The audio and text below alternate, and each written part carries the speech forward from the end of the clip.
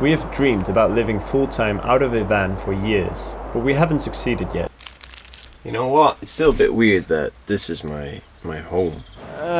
I'm a bit, I guess you can say lost. For some reason it is pretty tiring. But, yet again, we have spent a significant amount of time and money to build yet another vehicle to travel in. You think I miss you, but I don't. Why? Why would it be any different now? Why are we still trying? Hopefully the ideas why will resonate with you, the viewer. Or maybe they will inspire new ideas. And if not, well, at least we hope you can appreciate the pretty images.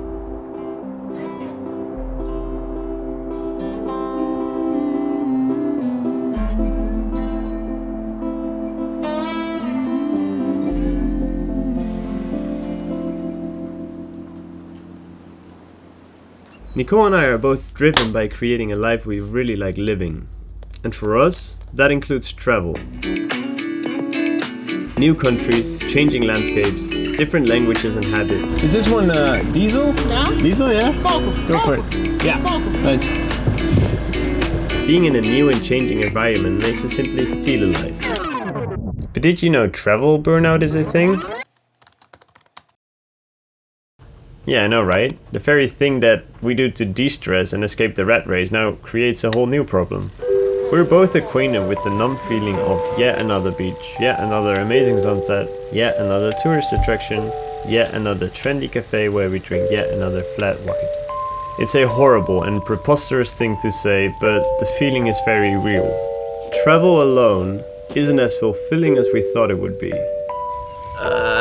I don't know, I want to find something that I find meaningful, you know, like I would love to find a purpose, I guess. Spoken like a true millennial. Back then I couldn't figure out what these two very abstract things meant for me. But do we now? Welcome to the interior of our tiny house truck van. Never mind, dit was echt niet goed. Last week we've been shooting another van tour video for Floor's channel. Next question. Why did you choose to move into this lifestyle of living within vehicles? Good question, right? You probably know by now that #vanlife isn't as glamorous as social media portrays it to be. Spend a month living in a vehicle and you know what I'm talking about. And although we've built ourselves a fancy box truck, it's not about the truck, or at least it shouldn't be. It's about everything outside of this house that this house facilitates. So let's start immediately with the most central part of this van.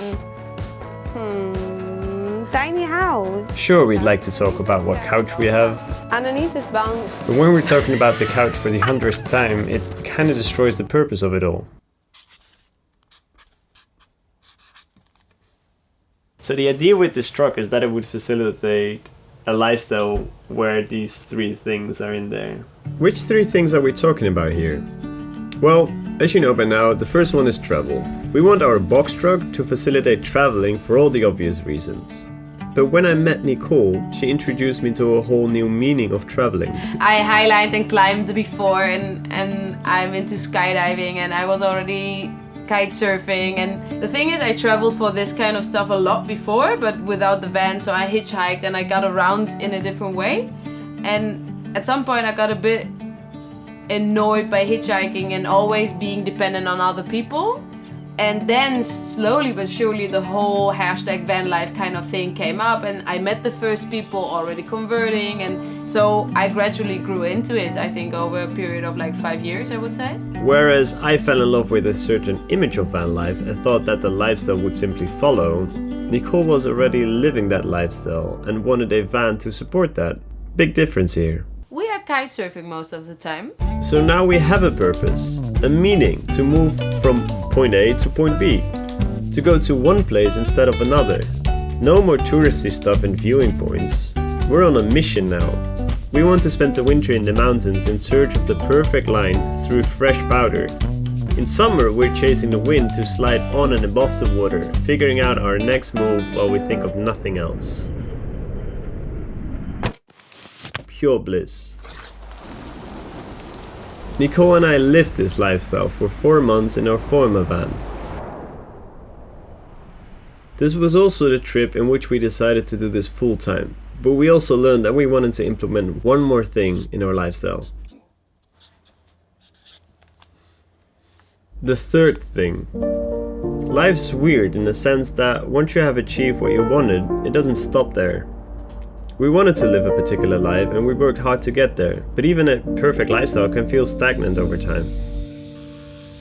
That's why this time we want to have a sense of growth. For now, that's where our career comes in. There's something powerful in improving a craft. It opens up new opportunities, sometimes in ways you couldn't have planned. When we add this growing in our career to the mix of travel and hobbies, we start shaping a life we really like living. I work as an online marketeer for a fully remote marketing agency, basically. And I used to work as a freelance filmmaker, but not anymore. I haven't figured out yet how to make ends meet as a filmmaker traveling in a van.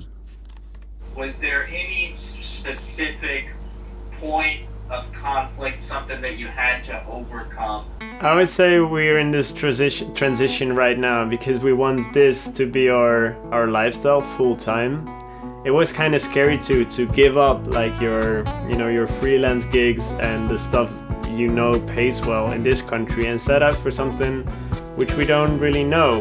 The only thing we know is like we really like that, but we haven't built that out. So we're in this transition and we had to overcome, at least for me, I had to overcome this uncertainty. But then be like, wow, this is what we want, when we were young.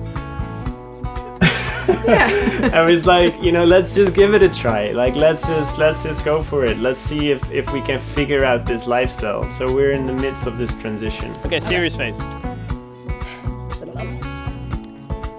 Hey. Ik zeg nooit hey.